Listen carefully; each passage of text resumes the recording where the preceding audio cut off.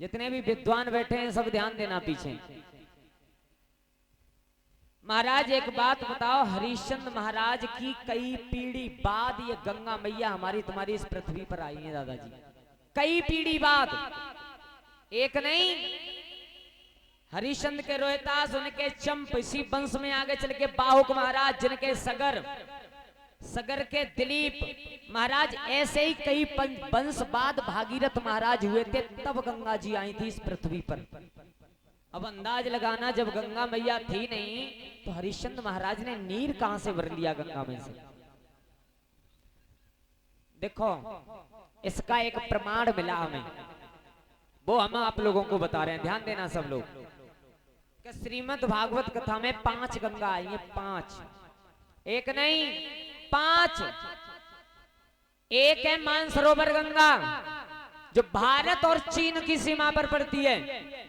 महाराज उसमें स्नान करने के लिए जाओगे आप लोग तो ज्यादा ना हो तो कम से कम 1.5 लाख रुपया को खर्चा आवे, वीजा बनवाए के, पता नहीं, हम तो गए ना है लेकिन हमने सुनी है।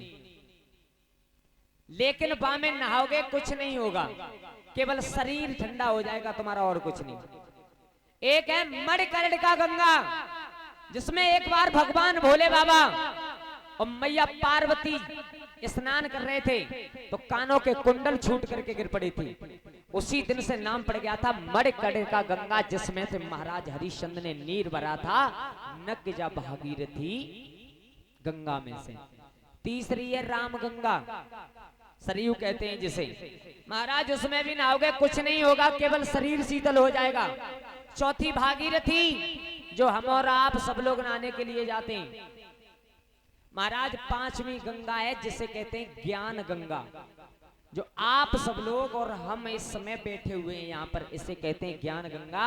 अगर इंसान मन लगा करके थोड़ी देर सच्चे मन से मन को एकाग्रचित करके अगर इसमें एक डुबकी लगाए तो ये श्रीमद् भागवत कथा का प्रमाण है कि मन, वाणी, बुद्धि तीनों पवित्र हो जाती हैं। बोलिए गोविंद भगवान की तीनों चीज।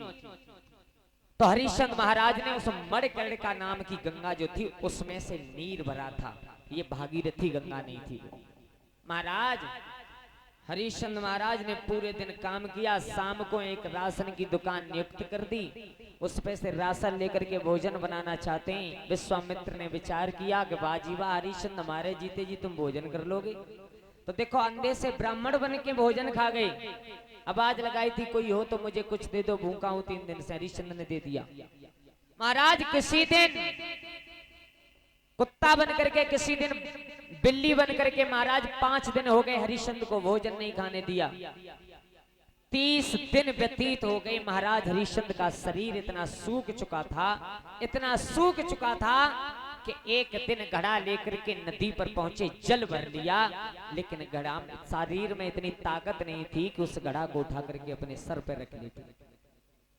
तो देखो महाराज हरिश्चंद्र बैठे रो रहे, और तब तक तारावती मिश्रानी का घड़ा लेकर के उसी घाट की तरफ चली। हरिश्चंद्र ने देखा, धन्य तारावती, जब जब मेरे ऊपर मुसीबत पड़ी तब तब तुमने मेरा साथ दिया। महाराज हरिश्चंद्र ने तारावती से रो करके कहा था, कितनी सुंदर बात की रानी, एक काम कर दो। क्या?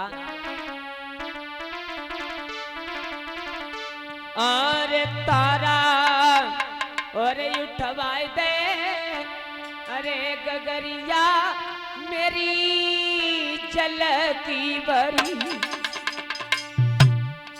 रानी उठवाई दे गगरिया मेरी चलती भरी।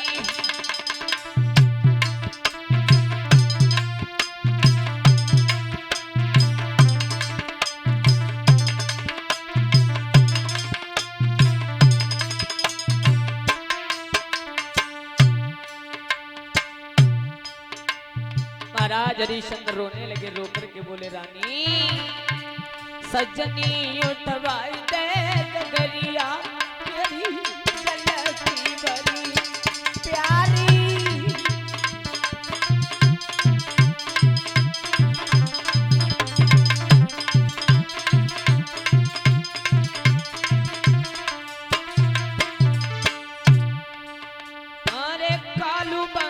को न करूं मोई लाखों देखो गारी ओ रगिया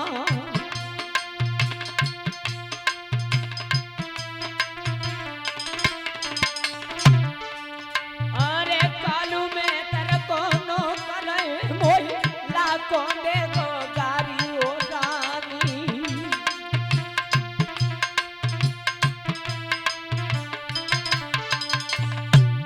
लेगो मेरी डंडनती खबरिया रानी झलकी भरी तारा उठवाई दे गगरिया मेरी झलकी भरी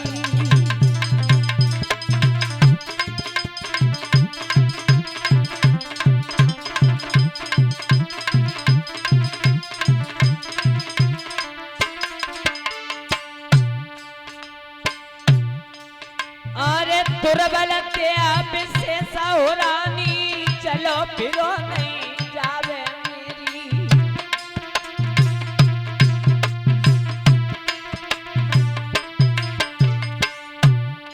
मुँह पे चलो न जाए डगरिया प्यारी चलती बरी हो रानी उठवाई दे डगरिया मेरी चलती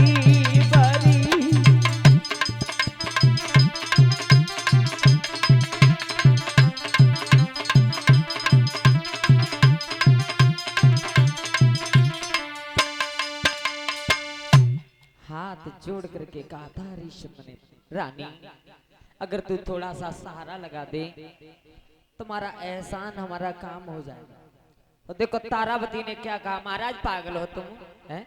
हरिश्चंद्र महाराज के होश उड़ गए क्या कह रही हो बोले महाराज सही कह रहे हैं देखो तुम्हारे हाथ में एक सूत्र का गड़ा है और मेरे हाथ में एक मिस्र का गड़ा है महाराज अगर मैंने अपने हाथ से तुम्हारे घड़ा को छू लिया तो मेरा धर्म नष्ट महाराज मेरा धर्म नष्ट मत करो महाराज हम घड़ा तो नहीं छू सकते लेकिन तुम्हें एक अकल बता रहे हैं महाराज हरिश्चंद्र खड़े खड़े अश्रुधारा बह रही है बारे समय आज मेरी पत्नी भी मुझे अकल बता रही है मेरा थोड़ा सा समय गिर गया इसलिए सो महाराज तारावती ने कही पिया एक काम कर लो आप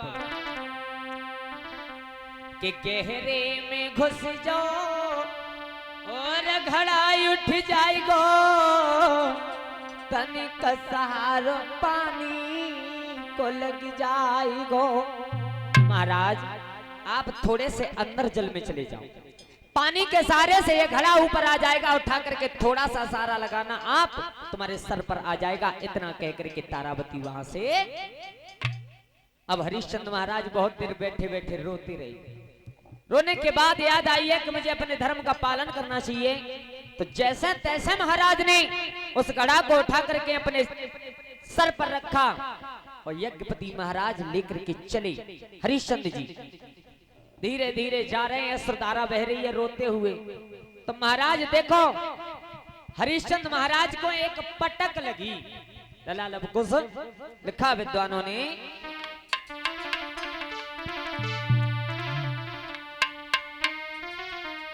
अरे सुनो सबादर ध्यान के किस्मत राजा की फूटी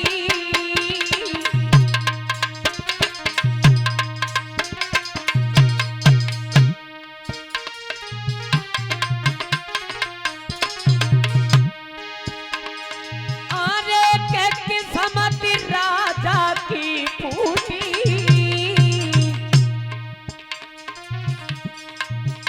जिया गिरोए धरन पे जाई गगरिया हाथन से छूटी गिरो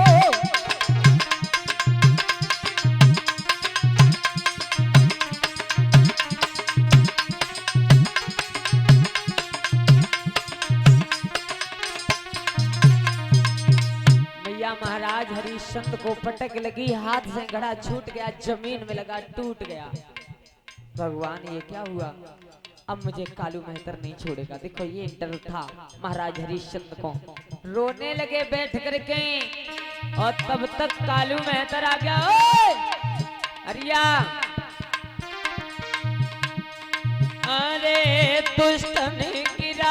सुनाइए तने गागर दीनी फोरी तोई ने कसर मनाई तने गागर दीनी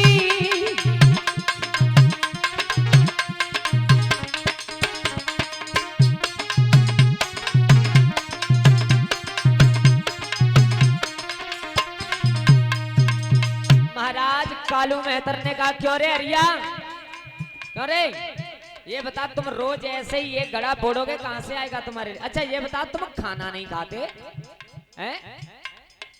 महाराज जो राशन की दुकान नियुक्त की गई थी उस पर जाकर के देखा तो केवल 5 दिन राशन गया है, 6वें दिन नहीं। कालू मेहतर ने कहा राजन हरीश, अच्छा उन्हें मालूम था कि हरिश्चंद्र राजा अयोध्या के। राजन तुमने निस्वार्थ मेरी 1 महीने तक सेवा की है, निस्वार्थ, बगैर कुछ खाए पिए। तो आज के बाद तुम ना तो गलियां साफ करोगे ना पानी भरने के लिए जाओगे। क्या बोला है वो कालू मेहतर? बात सुनिए जब राजा की, ऐसो काम भयो है तो पे घटिया, नेकन देर करिए कालू ने, एक हाथ में दे दई लठिया।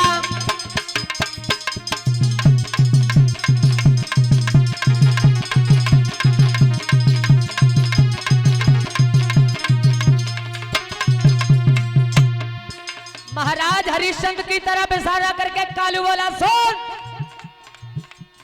नेकन देर करिए कालू ने, एक हाथ में दे दई लठिया, पानी भरवे नहीं चाहोगे, चाय की भूख बनो मर घटिया। बोलिए गोविंद भगवान की।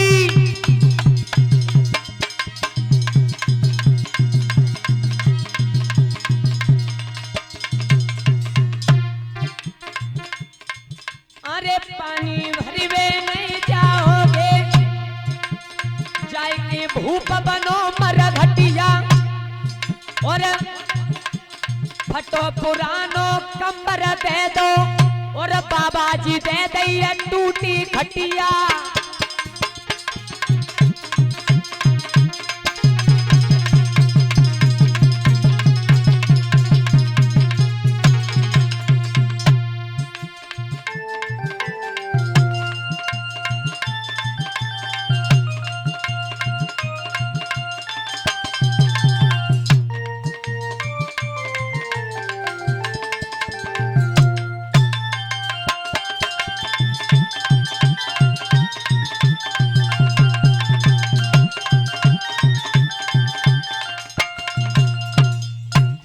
के बाद मरघट में रखवाली करना, और जो कोई लाश लेकर के जलाने के लिए आए उससे बगर कर लिए जलाने मन देना। महाराज हरिश्चंद्र पहले थे हरिश्चंद्र, फिर समय बिगड़ा बन गए हरिया, और महाराज अब बन गए मरघटिया बन गए। महाराज समय हर किसी इंसान को, और देखो ये